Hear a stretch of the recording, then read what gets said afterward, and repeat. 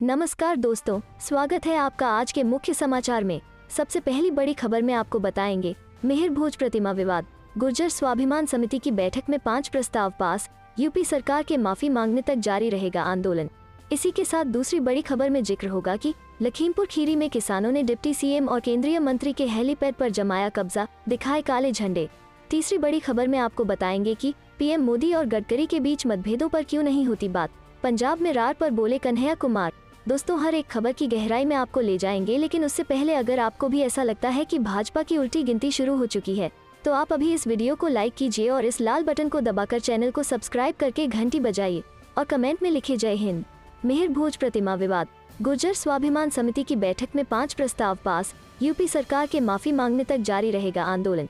जी हाँ दोस्तों, ग्रेटर नोएडा के दादरी में सम्राट मिहिर भोज की प्रतिमा पर गुर्जर शब्द को लेकर शुरू हुआ विवाद अभी थमने का नाम नहीं ले रहा है। सम्राट मिहिर भोज की प्रतिमा पर लगे शिलापट से गुर्जर शब्द हटाने के विरोध में शनिवार को परी चौक स्थित गुर्जर शोध संस्थान में राष्ट्रीय गुर्जर स्वाभिमान समिति की बैठक हुई। बैठक में गुर्जर समाज का स्वाभिमान बचाने के लिए एकजुट होने का आह्वान किया गया। इस मौके पर 5 प्रस्ताव पास किए गए। बैठक में सर्वसम्मति से सरकार के माफी मांगने तक आंदोलन जारी रखने का ऐलान किया गया। इसके लिए हर प्रदेश, जिले व ग्राम स्तर पर 100 सदस्यों की कमेटी गठित की जाएगी। यह भी कहा गया कि यदि मामला जल्द नहीं सुलझा तो आंदोलन को तेज करने के लिए दिल्ली में महापंचायत का ऐलान किया जाएगा। दादरी स्थित मिहिर भोज कॉलेज के परिसर में 22 सितंबर को सम्राट मिहिर भोज की प्रतिमा का अनावरण प्रदेश के मुख्यमंत्री योगी आदित्यनाथ ने किया था। प्रतिमा के शिलापट से गुर्जर शब्द हटा दिया गया, जिसके बाद से गुर्जर समाज के लोगों में रोष व्याप्त है। इसी के चलते शनिवार को समिति की एक बैठक हुई। इसमें सपा के राष्ट्रीय प्रवक्ता राजकुमार भाटी ने कहा कि यह किसी राजनीतिक दल की लड़ाई नहीं है, समाज के स्वाभिमान की लड़ाई है। अखिल भारतीय गुर्जर परिषद के राष्ट्रीय उपाध्यक्ष एडवोकेट रविंद्र भाटी का कहना है कि गुर्जर शब्द पर रंग लगाने वालों के खिलाफ भी रिपोर्ट दर्ज होनी चाहिए। चलते हैं अगली खबर की तरफ। लखीमपुर खीरी में किसानों ने डिप्टी सीएम और केंद्रीय मंत्री के हेलीपैड पर जमाया कब्जा, दिखाए काले झंडे।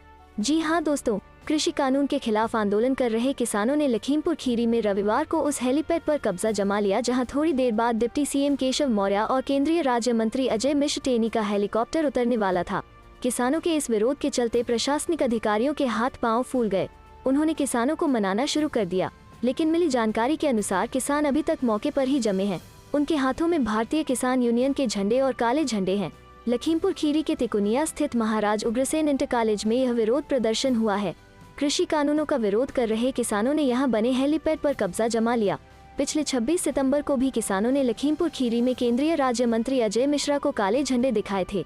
केंद्रीय मंत्री वहां एक जनसभा को संबोधित करने जा रहे थे। जनसभा में उन्होंने खुद के विरोध को गलत ठहराते हुए कहा था कि किसानों के अगुआ प्रधानमंत्री मोदी का सामना नहीं कर पा रहे हैं। आंदोलन को 10 महीने हो चुके हैं। केंद्रीय मंत्री ने काले झंडे दिखाने वालों को सख्त चेतावनी दी थी। उन्होंने कहा था कि कृषि कानून को लेकर सिर्फ 10-15 लोग शोर मचा रहे हैं। अगर कानून इतना गलत है तो अब तक पूरे देश में आंदोलन शुरू हो जाना चाहिए था। चलते हैं अगली खबर की तरफ। पीएम मोदी और गडकरी के बीच मतभेदों पर क्यों नहीं होती बात, पंजाब में रार पर बोले कन्हैया कुमार। जी हाँ दोस्तों, हाल ही में लेफ्ट से सेंटर में आए कांग्रेस नेता कन्हैया कुमार ने कहा है कि केवल यही पार्टी भारतीय जनता पार्टी से लड़ सकती है। राहुल गांधी की मौजूदगी मंगलवार को कांग्रेस का हाथ थामने वाले जेएनयू स्टूडेंट यूनियन के पूर्व अध्यक्ष ने पंजाब में पार्टी की कलह पर भी अपनी बात रखी और बीजेपी का उदाहरण देकर पूछा कि पीएम मोदी और सड़क परिवहन मंत्री नितिन गडकरी के बीच मतभेदों पर बात क्यों नहीं होती है। इंडिया टुडे की एक रिपोर्ट के मुताबिक कन्हैया ने कहा, कांग्रेस चांद की तरह है, कई बार यह बढ़ता हुआ प्रतीत होता है, लेकिन यह होता नहीं। फिर भी बीजेपी से लड़ने के लिए यह एकमात्र विकल्प है। पंजाब कांग्रेस में झगड़े और G23 नेताओं के असंतोष पर युवा नेता ने कहा, परिवार में हमेशा कुछ मुद्दे और शिकायतें होंगी, लेकिन यदि एक तरफ बीजेपी है तो दूसरी तरफ केवल कांग्रेस है। क्यों पीएम मोदी और नितिन गडकरी के बीच मतभेदों को नजरअंदाज किया जाता है। 2024 लोकसभा चुनाव में विपक्ष के चेहरे को लेकर कन्हैया ने कहा, लोग तय करेंगे कि पीएम मोदी के विरोध में वो ममता बनर्जी को अपना नेता चाहते हैं या राहुल गांधी को। कांग्रेस की सदस्यता लेते समय कन्हैया कुमार ने कहा था कि सबसे पुरानी पार्टी को बचाए बिना देश को नहीं बचाया जा सकता है। कन्हैया ने कांग्रेस को सबसे पुरानी पार्टी के अलावा इसे सबसे अधिक लोकतांत्रिक भी बताया था। चलते हैं अगली खबर की तरफ। अखिलेश बोले जनता बनाएगी भाजपा का कार्टून, बीच में पत्रकार ने पूछा सवाल तो बोले गांधी जयंती की बधाई। जी हाँ दोस्तों, भाजपा के कार्टून पॉलिटिक्स पर निशाना साधते हुए सपा प्रमुख अखिलेश यादव ने कहा कि जनता जल्द ही बीजेपी का कार्टून बनाएगी। सपा प्रमुख ने गांधी जयंती के अवसर पर एक कार्यक्रम में पत्रकारों से बात करते हुए ये बातें कही। इसी दौरान जब पत्रकारों ने होने वाले विधानसभा चुनाव से संबंधित सवाल किया तो अखिलेश गांधी जयंती को याद कर चलते बने। अखिलेश यादव ने कहा, ये जिस तरह का भारतीय जनता पार्टी के लोग मजाक करते हैं, कार्टून के बहाने लोगों को अपमानित कर रहे हैं, कभी किसानों का कार्टून बनाकर अपमानित कर रहे हैं, कभी राजनेताओं के कार्टून बनाकर मजाक बना रहे हैं, उनका अपमानित कर रहे हैं। एक दिन बहुत जल्द वो दिन आने वाला है कि इनका भी कोई ना कोई कार्टून बनाएगा और जनता इनका कार्टून बनाने के लिए तैयार है। अखिलेश यादव ने आगे कहा कि ज्यादा मेहनत नहीं करनी पड़ेगी इनका कार्टून बनाने में। इसी बीच एक पत्रकार ने उन्हें बीच में टोकते हुए गठबंधन को लेकर सवाल पूछा, जिसके बाद अखिलेश यादव ने कहा कि ये गठबंधन की बातचीत नहीं है, आज गांधी जयंती है और उसकी बहुत बहुत बधाई। जनता 2022 में इन्हें कार्टून बना देगी। इससे पहले अखिलेश यादव ने कांग्रेस पर भी गांधी जयंती के बहाने निशाना साधा था। अखिलेश यादव ने कहा कि देश की सबसे पुरानी पार्टी ने गांधी जी का रास्ता छोड़ दिया है, इसी वजह से जनता ने उन्हें भी छोड़ दिया है। बता दें कि इससे पहले बीजेपी ने समाजवादी पार्टी पर कार्टून बनाकर निशाना साधा था। बीजेपी ने कार्टून शेयर कर लिखा है, एक लड़के ने अपने पिताजी से उनकी साइकिल छीन ली, फिर उस साइकिल का बुरा हाल करके छोड़ दिया। अब वो लड़का 22 साइकिल के ख्वाब देख रहा है, जो एक न संभाल पाया वो 22 क्या संभालेगा, 22 नहीं मिलेंगी बबुआ। न यकीन हो तो एक बार बुआ से पूछ लो। चलते हैं अगली खबर की तरफ। किसान आंदोलन, राकेश टिकैत ने सरकार के सामने रखी एक और मांग, जानिए अब क्या कहा। जी हाँ दोस्तों, भारतीय किसान यूनियन के राष्ट्रीय प्रवक्ता राकेश टिकैत किसानों के हक के लिए हमेशा ही लड़ते रहते हैं। इसी कड़ी में अब उन्होंने सरकार से एक नई मांग रख दी है। ये नई मांग धान खरीदी में नमी के नियम को शिथिल कम किए जाने की है। दरअसल कुछ दिन पहले ही सरकार ने पंजाब व हरियाणा में किसानों की धान खरीद किए जाने का फैसला लिया है। सरकार के इस फैसले को राकेश टिकैत अपनी जीत बता रहे हैं, इसे अपने संघर्ष की जीत कह रहे हैं। इसी के साथ वो भारत सरकार से ये मांग भी कर रहे हैं कि बारिश को दृष्टिगत रखते हुए धान खरीदी में किसानों को नमी के नियम का भी फायदा दिया जाए। इस नियम में शिथिल करते हुए किसानों को राहत दी जाए। इस बार बरसात होने की वजह से किसानों की धान की फसल में नमी आ गई है। कई जगह किसानों की धान की फसल भीग भी गई है, इस वजह से उनके धान खराब भी हो रहे हैं।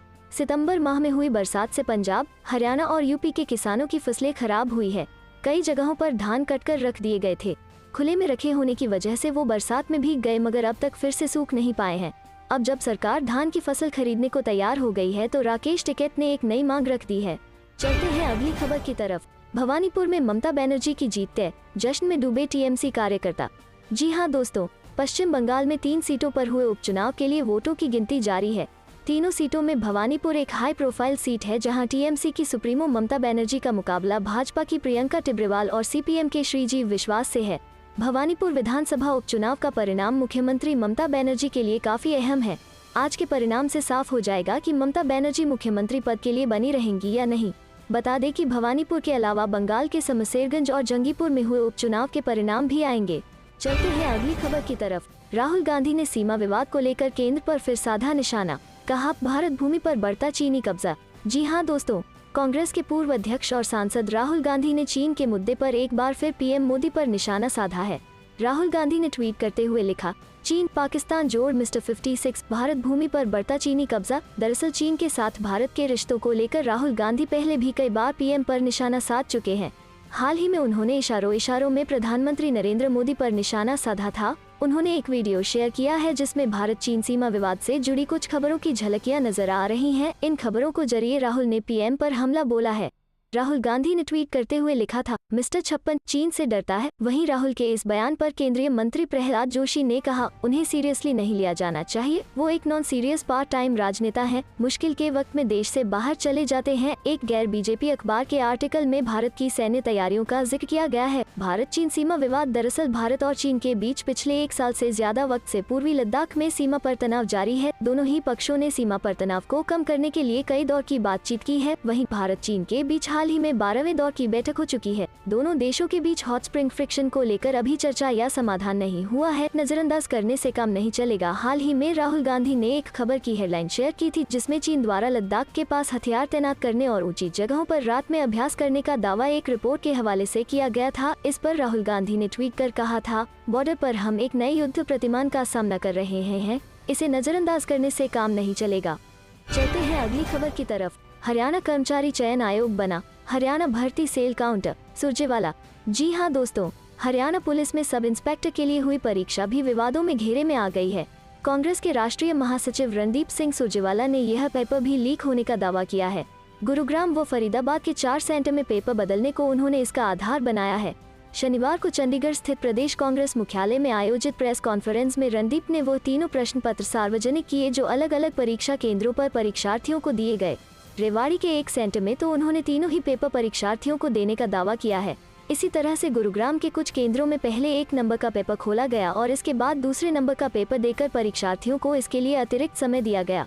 पंजाब एवं हरियाणा हाई कोर्ट के 2 सिटिंग जजों की अध्यक्षता में इसकी जांच करवाने की मांग करते हुए सुरजेवाला ने कहा कि हरियाणा कर्मचारी चयन आयोग बेशक यह स्वीकार न करे कि पेपर लीक हुआ है, लेकिन पूरे घटनाक्रम से साबित हो रहा है कि पुलिस कांस्टेबल की तरह अब सब इंस्पेक्टर भर्ती का पेपर भी लीक हुआ है। हरियाणा कर्मचारी चयन आयोग को हरियाणा भर्ती सेल काउंटर नाम देते हुए सुरजेवाला ने कहा कि गठबंधन सरकार पेपर लीक माफिया को संरक्षण दे रही है। प्रदेश में पेपर लीक माफिया सक्रिय है और इसके सरगना को सरकारी संरक्षण प्राप्त है। सब इंस्पेक्टर के 400 पदों के लिए कुल 1,58,260 युवाओं ने आवेदन किया था। 26 सितंबर को 1,07,000 के लगभग युवाओं ने लिखित परीक्षा दी। उनका कहना है कि राज्य के अधिकांश परीक्षा केंद्रों पर पहले नंबर वाला पेपर खोला गया। गुरुग्राम के 3 सेंटरों में पहले पेपर का समय पूरा होने के बाद परीक्षार्थियों को वहीं रोका गया और उन्हें दूसरे नंबर का पेपर देकर उसे भी सॉल्व करवाया गया। रेवाड़ी के सैनी सीनियर सेकेंडरी स्कूल में एक एक करके तीनों ही प्रश्न पत्र खोले गए। रणदीप ने कहा कि कभी भी अलग अलग पेपर नहीं होते, पहले की बजाय दूसरा और तीसरा पेपर तभी खोला जाता है जब पहले वाले लीक हो जाते हैं। यह बात खुद आयोग भी मानता है कि सरकार ने पेपर के 3 सेट इसीलिए तैयार करवाए ताकि लीक होने की स्थिति में तुरंत दूसरा पेपर परीक्षार्थियों को दिया जा सके। पंजाब हरियाणा में धान खरीद पर सरकार ने बदला फैसला, कांग्रेस बोली किसानों की जबरदस्त जीत। जी हां दोस्तों, पंजाब हरियाणा में किसानों के प्रदर्शन के बाद सरकार को आखिरकार धान खरीद की तारीख को बदल दिया। अब दोनों राज्यों में 3 अक्टूबर से धान खरीद की शुरुआत हो जाएगी। इस सिलसिले में हरियाणा के मुख्यमंत्री मनोहर लाल खट्टर ने शनिवार को केंद्रीय मंत्री अश्विनी चौबे के साथ बैठक की, जिसमें यह फैसला लिया गया। वहीं धान खरीद रविवार से शुरू होने का श्रेय कांग्रेस ने पंजाब के मुख्यमंत्री चरणजीत सिंह चन्नी को दिया है। पार्टी ने कहा है कि चन्नी ने प्रधानमंत्री नरेंद्र मोदी से मुलाकात में धान खरीद का मुद्दा उठाया था। सरकार के फैसले के बाद कांग्रेस प्रवक्ता रणदीप सुरजेवाला ने ट्वीट किया, यह किसानों की जबरदस्त जीत है। किसानों की धान खरीद को 11 अक्टूबर तक टालने के मोदी सरकार के अहंकारी फैसले को आखिर किसानों के दबाव में वापस लेना ही पड़ा। कल यह मांग कांग्रेस ने उठाई थी और पंजाब सीएम चरणजीत सिंह चन्नी खुद प्रधानमंत्री नरेंद्र मोदी से मिले थे। इसी तरह से 3 काले कानूनों को भी रद्द करना पड़ेगा। दोनों राज्यों में कल रविवार से शुरू होने जा रही धान की खरीद को लेकर कांग्रेस ने कुछ मांगे भी रखी हैं। प्रवक्ता रणदीप सुरजेवाला ने कहा, अब हमारी मांग है, मंडियों में पड़ा एक एक दाना 24 घंटे में खरीदा जाए और उसका भुगतान हो। खरीद मापदंड 2021-22 फौरन जारी हो। बेमौसमी बारिश व खरीद में देरी को देखते हुए फसल में नमी की मात्रा में 25% तक छूट दी जाए। खराब होने का मुआवजा 7 दिन में दिया जाए। चलते हैं अगली खबर की तरफ। सोशल मीडिया पर गैर कांग्रेसी दलों को काउंटर करने की तैयारी में कांग्रेस, जानिए प्रियंका गांधी ने क्या दी नसीहत। जी हां दोस्तों, कांग्रेस महासचिव प्रियंका गांधी वारा ने अपनी पार्टी के नेताओं और कार्यकर्ताओं से लोगों तक पहुंचने और पार्टी की बातों को प्रभावी ढंग से बताने के अलावा किसी भी दुष्प्रचार का कड़ा मुकाबला करने को कहा है। हालांकि उन्होंने सीधे तौर पर किसी राजनीतिक दल का नाम नहीं लिया, लेकिन भाजपा, सपा और बसपा के लिए उनका संदर्भ स्पष्ट था, क्योंकि उन्होंने गैर कांग्रेसी दलों के 32 साल के शासन का उल्लेख किया करते हुए कहा कि इन दलों की वजह से यूपी पतन के रास्ते पर बढ़ा है। प्रियंका ने सोशल मीडिया की टीम को नसीहत देते हुए कहा कि गैर कांग्रेसी दलों के प्रोपेगेंडा और झूठ का आक्रामक तरीके से जवाब दें और हमेशा सोशल मीडिया पर एक्टिव रहें। उन्होंने कहा कि पार्टी के लिए आक्रामक प्रचार करना और गैर कांग्रेसी दलों के दुष्प्रचार का मुकाबला करना सोशल मीडिया पर उतना ही महत्वपूर्ण है जितना कि जमीनी स्तर पर है। उन्होंने कहा कि हमें सच्चाई सामने लाने की जरूरत है। सोशल मीडिया पर नफरत और झूठ फैलाने वाले अभियान कैसे शुरू किए गए, इस ओर इशारा करते हुए उन्होंने सारी बातें बताईं। सलाहकार समिति की एक बैठक में वरिष्ठ नेताओं को भी संबोधित किया। उन्होंने कहा कि पार्टी का अभियान आक्रामक होना चाहिए और प्रधानमंत्री नरेंद्र मोदी की लोकसभा सीट वाराणसी में अक्टूबर के दूसरे सप्ताह में अभियान शुरू होने से पहले सदस्यों की राय लेनी चाहिए। घटनाक्रम से अवगत लोगों ने कहा कि कांग्रेस प्रतिज्ञा यात्रा 17 अक्टूबर को 4 अलग अलग मार्गों पर शुरू की जा सकती है। इन यात्राओं के माध्यम से पार्टी के नेताओं को 2022 के विधानसभा चुनावों में पार्टी द्वारा लोगों से किए गए वादों को बताने के लिए कहा गया था। चलते हैं अगली खबर की तरफ। सीएम चन्नी ने रेलवे से पंजाब में किसानों के खिलाफ दर्ज मामले वापस लेने का कहा। आरपीएफ ने किए थे दर्ज। जी हां दोस्तों, पंजाब के मुख्यमंत्री चरणजीत सिंह चन्नी ने रेलवे से किसान आंदोलन के दौरान किसानों के खिलाफ दर्ज किए गए मामले रद्द करने का अनुरोध किया है। चन्नी ने शनिवार को रेलवे बोर्ड के चेयरमैन से अपील की है कि किसान संगठनों के सदस्यों के खिलाफ रेलवे सुरक्षा बल आरपीएफ द्वारा दर्ज किए गए मामले वापस ले लिए जाएं। सीएम की अपील से किसान संगठनों को बड़ी राहत मिलने की उम्मीद है। किसानों के आंदोलन के कारण पंजाब में काफी समय तक ट्रेनों का आवागमन ठप हो गया था। इससे रेलवे को काफी नुकसान हुआ था। मुख्यमंत्री कार्यालय के प्रवक्ता ने बताया कि मुख्यमंत्री ने बोर्ड के चेयरमैन को इस पूरे मामले पर सहानुभूतिपूर्वक विचार करने और विभिन्न किसान संगठनों के सदस्यों के खिलाफ दर्ज मामले वापस लेने की अपील है। बता दें कि केंद्र सरकार द्वारा लागू कृषि कानूनों के विरुद्ध जारी आंदोलन दौरान विभिन्न किसान संगठनों के सदस्यों ने पंजाब में 2020 और 2021 दौरान रेलवे ट्रैकों पर धरने दिए थे। इसी कारण आरपीएफ द्वारा उनके खिलाफ 30 केस दर्ज किए गए थे। सामाजिक सुरक्षा, महिला एवं बाल विकास विभाग के प्रस्ताव को मानते हुए मुख्यमंत्री चरणजीत सिंह चन्नी ने कोविड-19 महामारी दौरान अपने माता पिता दोनों को गंवा चुकी लड़कियां को आशीर्वाद स्कीम की लाभार्थियों की सालाना आय सीमा 32,790 रुपए में छूट देने या माफ करने के आदेश दिए हैं। चलते हैं अगली खबर की तरफ। गौतम बुद्ध नगर में बड़ा सपा का कुनबा, जिले के 10 कद्दावर नेता साइकिल पर हुए सवार। जी हाँ दोस्तों, गौतम बुद्ध नगर में सपा का कुबना बढ़ने लगा है। शुक्रवार को लखनऊ में आयोजित कार्यक्रम में पूर्व मुख्यमंत्री अखिलेश यादव के सामने जिले के 10 कद्दावर नेताओं ने सपा की सदस्यता ली। इनमें भाजयुमो के गौतम बुद्ध नगर के पूर्व जिलाध्यक्ष व कलेक्टरेट बार एसोसिएशन के अध्यक्ष अतुल शर्मा, जिला पंचायत के पूर्व सदस्य संजय भाटी, बार एसोसिएशन न्यायालय के पूर्व अध्यक्ष प्रमेंद्र भाटी, दादरी नगर पालिका के पहले चेयरमैन पंडित घनश्याम दास के प्रपौत्र पूर्व सभासद व कवि सुधीर वत्स आदि शामिल है। सपा के प्रवक्ता राजकुमार भाटी के आह्वान पर जिले के 10 से अधिक सामाजिक लोग शनिवार को लखनऊ में जाकर साइकिल पर सवार हो गए। इससे जिले में पार्टी को और मजबूती मिली है। जिलाध्यक्ष इंदर प्रधान ने बताया कि सेन समाज उत्थान समिति के अध्यक्ष बबलू सेन, दादरी के पूर्व सभासद सुधीर वत्स, पूर्व जिला पंचायत सदस्य संजय भाटी, पूर्व जिलाध्यक्ष भाजपा युवा मोर्चा व पूर्व अध्यक्ष collectorate bar association Gautam Buddh Nagar Atul Sharma, पूर्व अध्यक्ष bar association Pramendra Bhati, Akshay Bhati, Neeraj Bhati, Anil Bhati, Prince Nagar, Sonu Sen Thakur व अन्य लोगों ने भी पार्टी की सदस्यता ली। हाल ही में बड़ी संख्या में अन्य लोगों ने भी पार्टी की सदस्यता ली थी। चलते हैं अगली खबर की तरफ। कन्हैया बोले सरकार के खिलाफ राहुल बेखौफ, उन्हें एड या सीडी का डर नहीं। जी हाँ दोस्तों, हाल ही में कांग्रेस में शामिल हुए कन्हैया कुमार का कहना है कि राहुल गांधी मोदी सरकार के खिलाफ निडर होकर इसलिए बोल पाते हैं कि उन्हें ईडी और सीडी का कोई डर नहीं है। कन्हैया ने कहा कि अमित शाह के पास राहुल की कोई सीडी नहीं है। उन्होंने कहा कि जो लोग ईमानदार हैं वही इस तरह सरकार के खिलाफ आवाज उठा सकते हैं, जिसकी आज के वक्त में सबसे ज्यादा जरूरत है। चलते हैं अगली खबर की तरफ। सुप्रीम कोर्ट की सख्ती के बाद नरम पड़े राकेश टिकैत, लाखों लोगों को मिल सकती है बड़ी राहत, सभी बॉर्डर खुलने के आसार। जी हाँ दोस्तों, कृषि कानूनों के विरोध में चल रहे किसान आंदोलन के कारण परेशान दिल्ली एनसीआर के लाखों लोगों के लिए बड़ी राहत भरी खबर है। सुप्रीम कोर्ट की तल्ख टिप्पणी के बाद गाजियाबाद और नोएडा समेत दिल्ली की तमाम सीमाओं से सटे शहरों के लोगों को जल्द ही राहत मिलने के आसार बने हैं। बता दें कि सुप्रीम कोर्ट ने दिल्ली यूपी समेत सभी बॉर्डर पर 10 महीने से जाम को लेकर सख्त नाराजगी जाहिर की है। कोर्ट ने कहा है कि कार्यपालिका की ड्यूटी होती है कि वो कानून पर अमल कराए। सुप्रीम कोर्ट की टिप्पणी के बाद प्रशासनिक अधिकारी इस पर कोई बड़ा एक्शन ले सकते हैं। जानकारों का मानना है कि जल्द ही गाजीपुर बॉर्डर समेत सभी बॉर्डर खोले जा सकते हैं। उल्लेखनीय है कि आम दिनों में रोजाना करीब 2 लाख वाहन गाजीपुर बॉर्डर के रास्ते गाजियाबाद से दिल्ली की सीमा में प्रवेश करते हैं। पिछले 10 महीने से चल रहे किसान आंदोलन के कारण ये वाहन दिल्ली नहीं जा पा रहे हैं। इन वाहनों को लंबी दूरी तय कर भोपुरा, खोड़ा, कौशाम्बी, ईडीएम माल और ज्ञानी बॉर्डर के रास्ते दिल्ली जाना पड़ रहा है। इस कारण इन रास्तों पर वाहनों के दबाव से जाम की समस्या खड़ी हो जाती है। लंबी दूरी और जाम के कारण इन वाहन चालकों की जेब पर भी ईंधन का अतिरिक्त भार पड़ रहा है। इसके साथ ही समय की भी अधिक बर्बादी हो रही है। सिंघू बॉर्डर पर भी लंबे समय से किसान आंदोलन चल रहा है। बॉर्डर बंद होने के कारण हरियाणा के रास्ते चंडीगढ़, हिमाचल प्रदेश, पंजाब और जम्मू कश्मीर से आने वाले लोगों को भारी परेशानी का सामना करना पड़ रहा है। इसी तरह रोहतक रोड स्थित टीकरी बॉर्डर से आवागमन बंद पड़ा है।